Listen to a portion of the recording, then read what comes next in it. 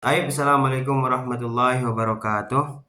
Perkenalkan, nama saya Zaki dengan NIM 2311093 dengan mata kuliah yang akan saya bahas hari ini yaitu orientasi baru dan inovasi pembelajaran yang diampu oleh Ibu Utin Mutia.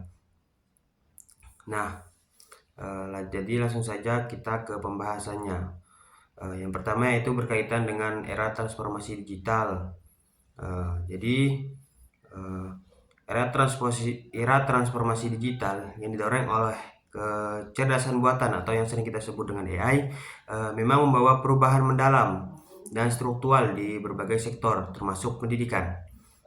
AI ini memiliki potensi besar untuk merevolusi cara kita belajar dan serta mengajar, serta meningkatkan efisiensi dan efektivitas sistem pendidikan.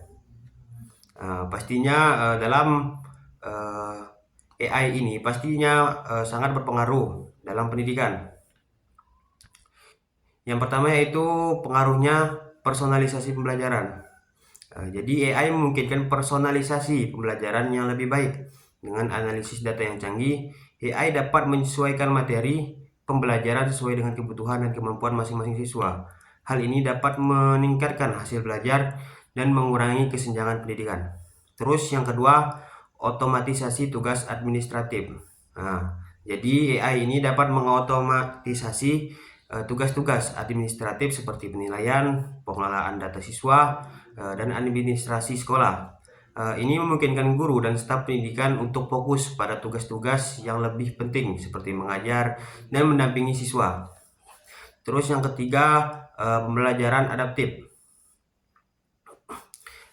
AI dapat menyediakan platform pembelajaran adaptif yang dapat menyesuaikan tingkat kesulitan materi berdasarkan performa siswa. Ini membantu siswa belajar dengan kecepatan mereka sendiri dan memastikan pemahaman yang lebih mendalam.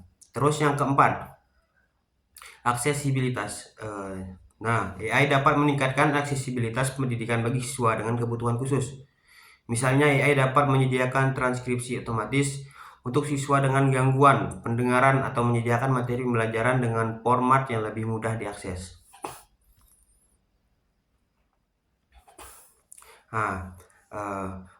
Dalam perubahan AI dalam pendidikan ini pastinya ada tantangan dalam mengimplementasikan AI dalam pendidikan.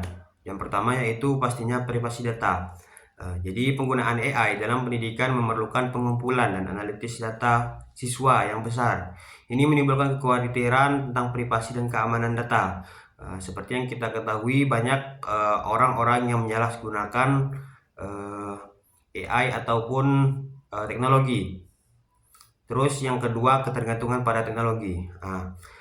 Jadi ada resiko bahwa siswa dan guru menjadi lebih bergantung pada teknologi yang dapat mengurangi interaksi manusia dan keterampilan sosial. Terus yang ketiga, kesenjangan teknologi. Tidak semua sekolah memiliki akses yang sama terhadap teknologi canggih. Ini dapat memperburuk kesenjangan pendidikan antara daerah yang lebih maju dan daerah yang kurang berkembang. Jadi kesimpulannya, transformasi oleh AI di sektor pendidikan memang membawa banyak peluang untuk meningkatkan kualitas dan aksesibilitas pendidikan. Namun, tantangan-tantangan yang ada perlu diatasi dengan kebijakan yang tepat dan peningkatan literasi digital. Dengan demikian, sektor pendidikan dapat mengalami perubahan yang signifikan dan positif di era transformasi digital ini. Selanjutnya kita akan membahas materi kedua yang akan kita bahas, yaitu mengenai metode role play dan storytelling.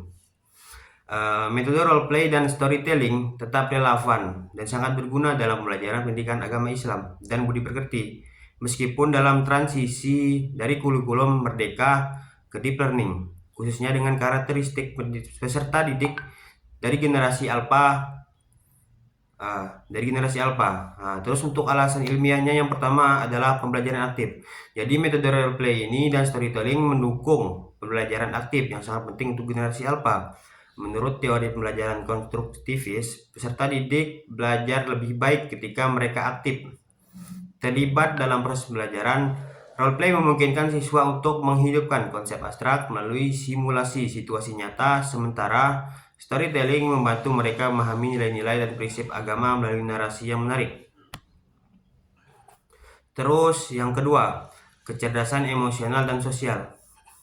Generasi Alpha dengan ketergantungan mereka kepada teknologi ini, namun mereka juga membutuhkan pengembangan keterampilan sosial dan emosional. Roleplay membantu dalam mengembangkan empati dan keterampilan interpersonal dan menempatkan siswa dalam berbagai peran dan situasi. Storytelling di sisi lain meningkatkan pemahaman mereka terhadap moral dan etika melalui cerita yang menggugah hati. Terus yang ketiga, keterlibatan dan motivasi. Menurut penelitian dari berbagai peneliti, generasi Alpha lebih tertarik dan termotivasi ketika pembelajaran bersifat interaktif dan berbasis pengalaman.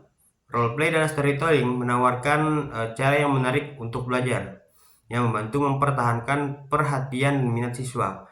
Metode ini dapat digunakan untuk menjelaskan konsep-konsep yang kompleks dalam PAI, dalam pembelajaran agama Islam dengan cara yang lebih mudah dipahami. Terus pembelajaran berbasis proyek. Kurikulum Merdeka mendorong pembelajaran berbasis proyek dan roleplay serta storytelling dapat dengan mudah diintegrasikan ke dalam proyek-proyek ini. Misalnya, siswa dapat membuat proyek yang melibatkan pembuatan cerita atau skenario yang terkait dengan nilai-nilai agama yang kemudian dipresentasikan melalui roleplay. Terus yang kelima, yang terakhir yaitu penerapan teknologi. Jadi dengan menggabungkan teknologi, roleplay dan storytelling dapat ditingkatkan lagi. Penggunaan aplikasi interaktif, video, dan alat digital lainnya dapat membuat metode ini lebih menarik dan relevan bagi generasi Alpha yang akrab dengan teknologi.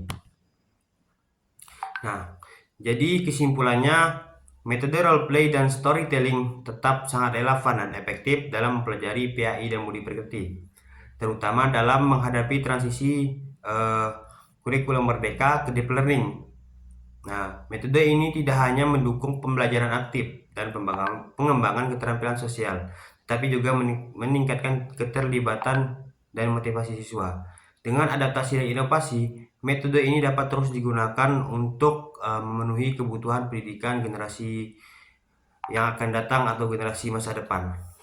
Nah, jadi itulah pembahasan kita mengenai AI dan metode roleplay serta storytelling. Nah, mungkin hanya itu yang dapat saya sampaikan. Jika ada yang kurang atau berada salah, saya mohon maaf. Kepada Allah saya mohon ampun. Billahi taufiq wal hidayah. Wassalamualaikum warahmatullahi wabarakatuh. Baji.